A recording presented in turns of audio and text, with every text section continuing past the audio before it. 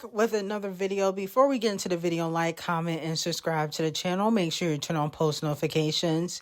So, Billboard has announced that they have made a rule change. Streaming will now have more weight on Billboard's 200 and Hot 100 chart.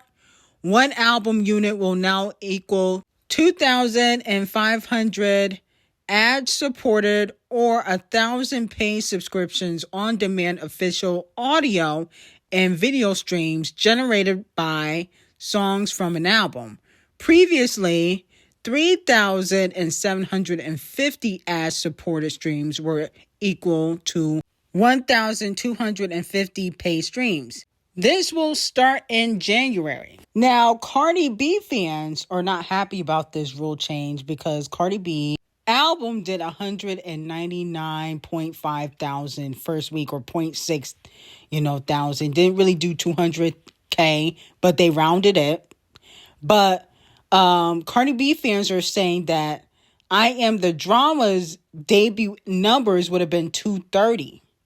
Okay, 230,000.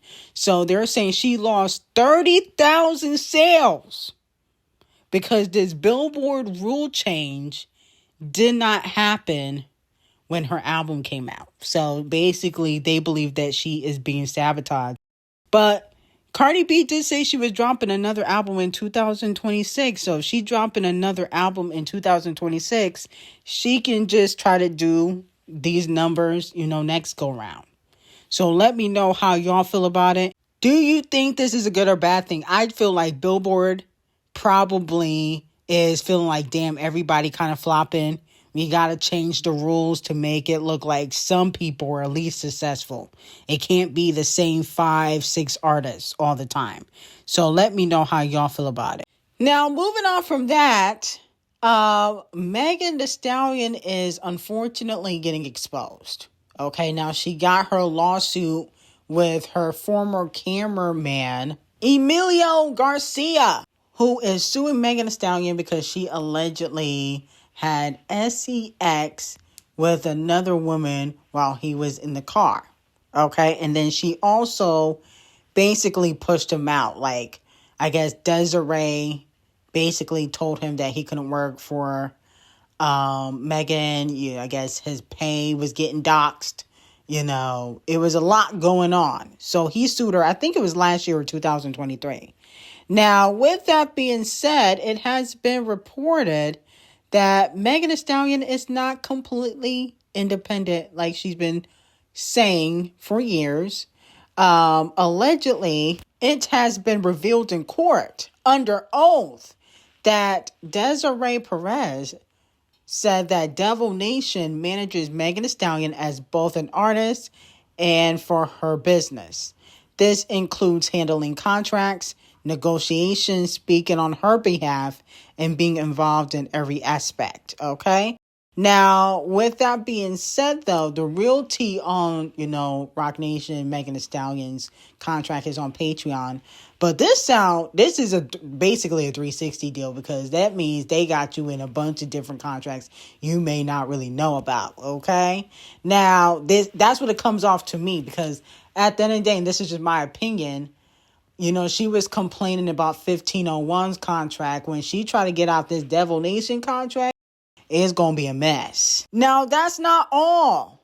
Devil Nation is also, or Roc Nation, is also getting sued by 2 models for breach of contract, for misappropriation of likeness, false endorsement, and false advertising in connection with their photographs used in Megan Thee Stallion's Hot Girl Summer Swimwear campaign that allegedly they didn't fully sign up for. Okay, so Megan's involved in 2 other lawsuits. She sure damn will be staying in court. And plus, Megan Thee Stallion did tease that she will be suing other bloggers. So let me know how y'all feel about it. In my opinion, I feel like lawsuits for Megan and Cardi B especially kind of overshadow the music, because it's like she making more noise with the Milagro situation and, suing bloggers and these lawsuits than she did for Lover Girl. What happened to Lover Girl? Y'all not streaming that? Now, moving on from that, Doja Cat, as we know, in 2027 is planning on putting out a deluxe, right? But she's also going to be working on her 6th album, and allegedly she's getting rid of the 80s sound. Okay, she did the 80s thing. Y'all didn't like it. Y'all didn't support it. So she's not going to be doing the 80s sound. And originally, that wasn't the plan.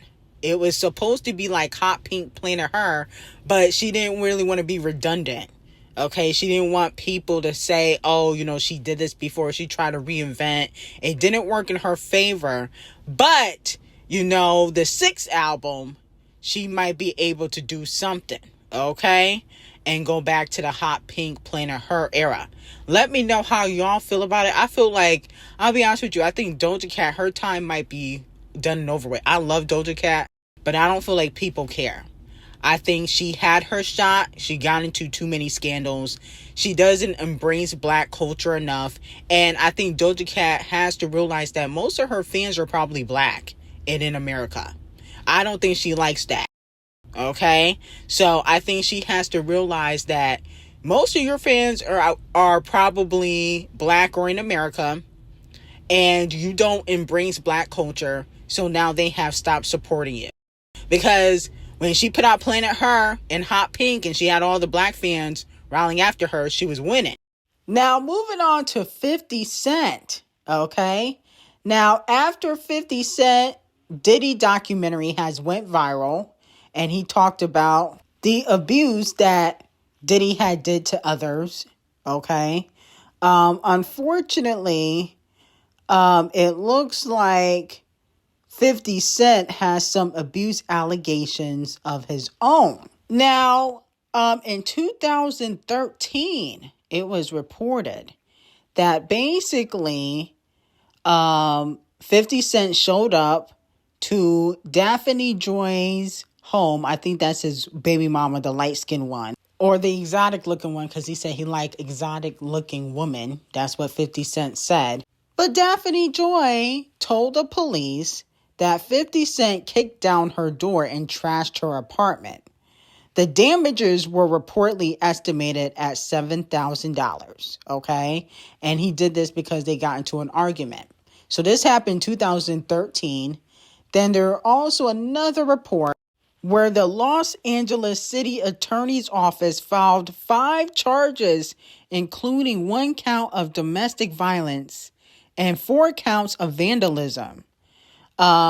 Jackson didn't fight it publicly. He pleaded no contest to a single count of vandalism and avoided jail time. The domestic violence charge was dropped as part of the plea. He was sentenced to 3 years of probation and 30 days of community service and court ordering counseling. Wow. I didn't even know about that. Wow. And then on top of that, Daphne Joy accused 50 of arring her in 2024, okay, when he threatened to take their son away from her. Now, I remember them going back and forth, but it seemed like he definitely got a thing for the light-skinned baby mama, because he been going back and forth with her for over a decade. The first incident was in 2013, but a lot of people are speculating that this tea is coming out because he did that documentary on Diddy. So now a lot of people are pulling his tea out to say you not better than Diddy. Okay, you have abuse allegations. So let me know how y'all feel about it. Here's the thing. I think Diddy was definitely a monster. Still is. I think 50 Cent is a monster too, though. I don't think he's really as innocent as he proclaims. I think he just hates Diddy enough, and he feels like even though he's done stuff in the past that is not going to ruin his career now. So that's why he's okay with doing the documentary. But I don't think that 50 Cent has a clean record. I don't think he's innocent. I think he's done stuff too. It's just that he probably think the stuff he's done is not worse than what Diddy has done. That's what is given. Now, Champagne Thickums goes after Ebro. As we know, Ebro and Champagne Thickums have a long-standing beef. Recently, I think it was last year, Ebro said that Champagne Thickums was a disease in hip hop. And then, Champagne Thickums put an axe emoji when it was announced that Ebro's show was getting canceled. And so Ebro shared a DM where Champagne Thickums, messaged him at 3 o'clock in the morning and said, "Die slower, coochie. We got some ish for you." Okay? Which is very interesting. He must have been thinking about Ebro early in the morning, 3 o'clock in the morning. You sending a message like that? You want the smoke. You want the beef. So let me know whose side are y'all on. I'm more neutral because I don't really care for Ebro like that. And I like Champagne Thickums' music, but I'm not a stan. Okay? But I like his music. I feel like they've both said stuff, in my opinion. Nobody's really innocent. If you both said stuff and do stuff and throw shade and disses, nobody's really innocent, in my opinion. Now, moving on from that, Snoop Dogg has been announced as the second Netflix halftime show performer following the epic Queen Bee Bowl last year. Okay? A lot of people are not happy about this because, Snoop Dogg, let's just be honest, you ain't gonna put on a better performance than Beyonce. That's the best Netflix can do. Really? Snoop Dogg? I'm like, goodness, I'd rather watch Chloe and Holly. I like Snoop Dogg, but I don't think he's that great of a performer. Okay? And I'm sure he has hits, but I don't know. I understand he did perform at the halftime Super Bowl with Dr. Dre and Kendrick and Eminem. I already know that, but I just feel like, can he perform by himself, though? I don't know. I feel like they could have called up somebody else. I'm thinking, I'd rather watch Lil Wayne. I'd rather watch Camel Face. Snoop Dogg, I don't think he deserves to be no performer, headliner. No shade. I don't mind him getting a commercial, but this is ridiculous. I think what really happened is they couldn't afford anybody bigger. Bad Bunny's already performing next year at the halftime Super Bowl show, and let's be very clear, artists don't get paid to do these halftime performances. So I'm sure they were like, listen, our budget, we not going to have it like we did last year for Beyonce, because the budget for Beyonce was big.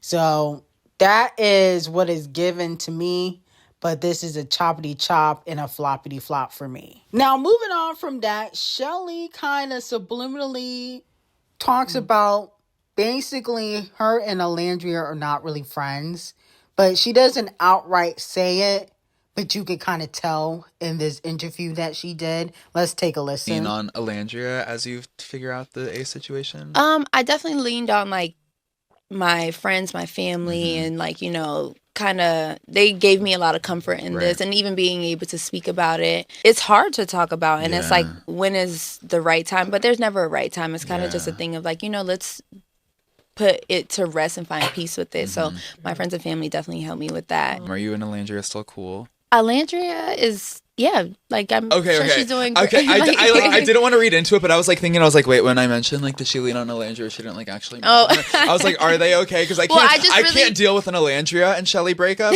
That would be more devastating than you and Ace to me. No, I just was answering just my family and friends.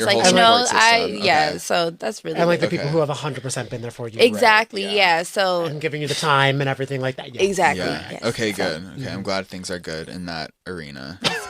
That was a bunch of bullshit. There is nothing good in that arena. Okay, that was just a PR answer. Now, if you want to know what happened with Chelley and Oländriä, basically Ace, short and dumb, decided to do an interview with Speedy from Complex months ago, and basically alluded to the fact that Oländriä and Nick's relationship was fake. Okay, so once that came out, they really haven't interacted since.